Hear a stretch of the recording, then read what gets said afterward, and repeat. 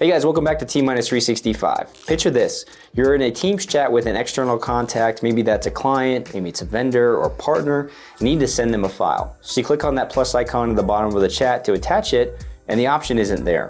You might drag and drop a file from your file explorer, but you're also preventing from doing so, unlike what you would normally see when you're chatting with somebody in your own organization.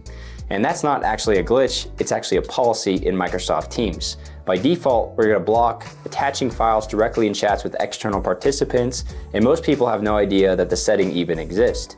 So in today's quick tip, I'm going to share exactly how you can enable this setting so that you can share files with external users. Hey guys, so this is an example of what I'm showing here. You have this external participant here. In this case, I'm chatting with Nick Ross, who's outside my organization here in the T- tenant, and I go to click on this plus icon and I don't have the option here to add an attachment. The same is true here. If I try to go drop a file explorer here, you'll get that X button here on trying to do that. Okay, so the fix here is not necessarily non-technical. Unfortunately, can't set this up in the admin center, at least at the time of this recording. So I've run PowerShell here as an administrator. And if you haven't already installed Microsoft Teams module, you're going to want to do that. So I'll leave all these commandlets here in the blog post that I'll supplement in the video description, just so you guys have that and don't have to write this down as I'm going through it. But we're first just going to install that module, and then we're going to let that load here. Next here, we're going to import that module, and then we're going to connect to Microsoft Teams.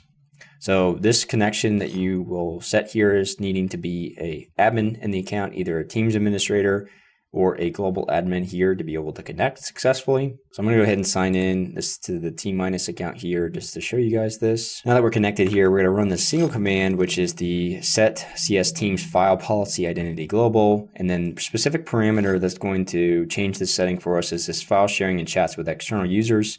By default, it's disabled. We're going to change it to enabled. As an example here, this will just return a single line item here that we know it's done successfully.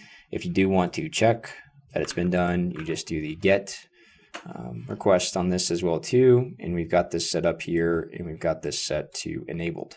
So now this takes some propagation time, which is part of my tips, but let's pop into this tenant to see what this looks like. Okay, so now we're in the T- directory, and I've got this external chat with somebody in CloudCapsule as an example. You can click in here. Now that I have that policy set, I can now attach files as an example here, and I can also add copy messages here, in this case, the image from my file explorer. So just that simple. Probably the longest thing that takes time is the propagation.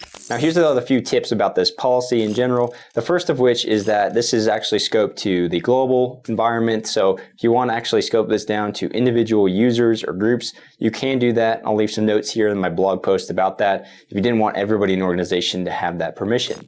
Secondly, of which here is that there is a hefty amount of propagation time, at least in my experience here. It can take up to an hour or more. I actually just waited a whole 24 hours and came back before checking this setting again within Teams and allowing it to propagate.